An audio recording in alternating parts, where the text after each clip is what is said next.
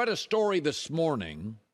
What will Jalen Hurts' journey be going forward for the Philadelphia Eagles? Well, it should be a good one, but it may never duplicate this, although it could if he takes less than he can get. I know the young media hates that. Get the bag, they say. Cowboys would have another great receiver in corner if Dak didn't take the bag. Who's happier today in the NFL? Russell Wilson and Aaron Rodgers or Patrick Mahomes? Philadelphia is probably going to lose a half dozen free agents. If Jalen Hurts is going to get the money Jalen Hurts could get. Fletcher Cox probably retires.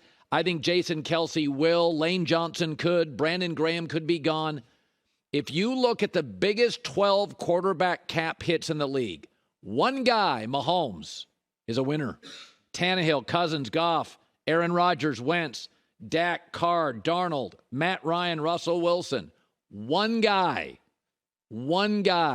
multiple playoff wins. That list is an indictment of paying your quarterback. I know, you got to give him the most. I like Jalen Hurts a lot. He's a really good quarterback who had a nice Super Bowl. He's not Mahomes, and here's the difference.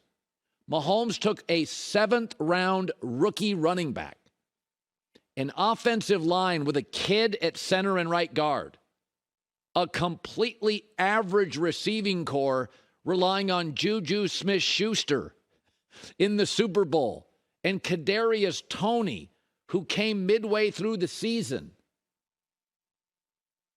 Jalen Hurts had the best offensive line in the league, the most capable tight ends, arguably the best duo at wide receiver, A.J. Brown, Devontae Smith. Miles Sanders is a Pro Bowl-level running back. Folks, Brock Purdy took a stacked roster to the NFC Championship.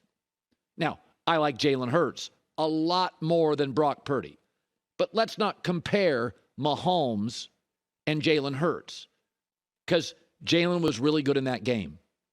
Mahomes was doing it with a 7th-round running back, a younger offensive line, with no absolute guarantee Hall of Famers on it.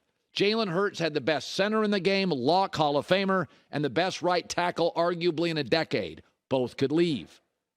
I know everybody is saying you've got to take the most. But my takeaway is Jalen Hurts could send a real message like Patrick Mahomes did. Listen, I'm going to sign a deal that gives our team a little wiggle room. Now, again, Mahomes was a massive cap hit this year.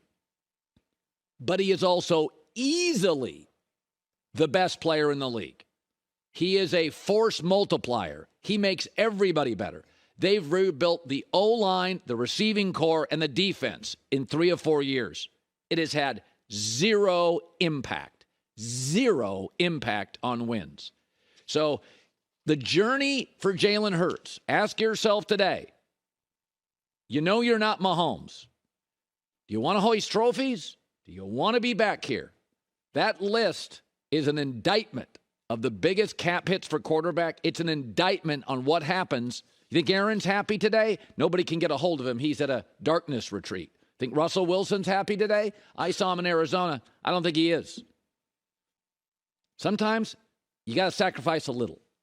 Hurts is excellent, but I can see Philadelphia in 2, 3, 4 weeks losing 6 or 7 players. This may be the best version, and the only thing to ensure you can bring back a roster that's close to it is doing something that's semi-team friendly. I want to switch to this. The scary thing about dynasties is dynasties usually in all sports have an arc, right? Like the Seahawks won with all these young guys, and then they got there again, and then it ended very quickly. Golden State's a great example. Think of the Warriors. Was last year the year to get them? Klay Thompson was about 70%.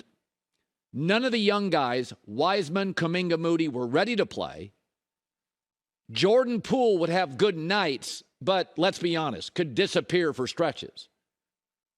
Now, and I know they're not playing great now because Steph's out, but Jordan Poole's a better, more consistent player. Gary Payton II will be ready for the playoffs. Excellent defender. Dante DiVincenzo, veteran guard. That backcourt is significantly better than last year and healthier. And Jonathan Kuminga is now in the rotation. Last year, to me, the fact they won last year, young guys weren't ready. They weren't. Jordan Poole was hit and miss. They're going to have way more depth in about 2 months when everybody's ready to go. That's scary. And that's Kansas City. First of all, I've always had this belief that to be a Super Bowl contender, you have to be a B+ or an A at 4 things: owner, GM, coach, quarterback. You'd have to go back to the Bill Walsh, Eddie DeBartolo, McVay, Joe Montana Niners, where you have 4 A+, because the Patriots never were an A+ at GM. Hunt family, A+, non-meddling, good money, totally supportive. Brett Veach, GM, finding starters in the 6th and 7th round. Andy Reid and Mahomes. To me, there's an argument to be made like the Warriors. This was the year to get Kansas City. This was the year to knock them off. Rookie running back, 4 rookies in the secondary. Bolton, a kid, really good at linebacker. Corner, running back, wide receivers. They still need another dependable star. They were breaking in new faces and young guys. And what's scary is they have 11 draft picks. Strangely, they're in a pretty good space with their cap. They have no major holes on their roster. And whereas Jalen Hurts today just lost his play caller, he may lose his DC. He just lost his offensive coordinator and play caller. Good luck replacing Shane Steichen. Even if Eric Bieniemy left, Matt Nagy, Andy Reid's guy, was quarterback coach. Plug him in. It feels like this was kind of the year to get them. And nobody did. Right? I mean, Kadarius Toney came in mid-season. What did he touch them all in the Super Bowl? 5 times? They all felt dynamic. He's going to be much better. The offensive line's got a kid at center and right guard. They'll just keep getting better. Feels like to me Philadelphia could be really good next year. I think they will be. But there's going to be guys leaving, like a couple guys retiring, and they lost their play caller. I don't know. Like, it is weird that Golden State won last year. Young guys weren't ready. Klay Thompson was hurt. They didn't have a ton of depth. Now it's like, look at that backcourt in 2 months. Like, Jordan Poole's better. Gary Payton will be ready to play. He'll be ready to play. DiVincenzo fits their system. Now Kuminga actually gets some minutes. That may have been the year, and it may have been the year for Kansas City. Hi, everybody. Thanks for watching. Subscribe here to get the latest from the show.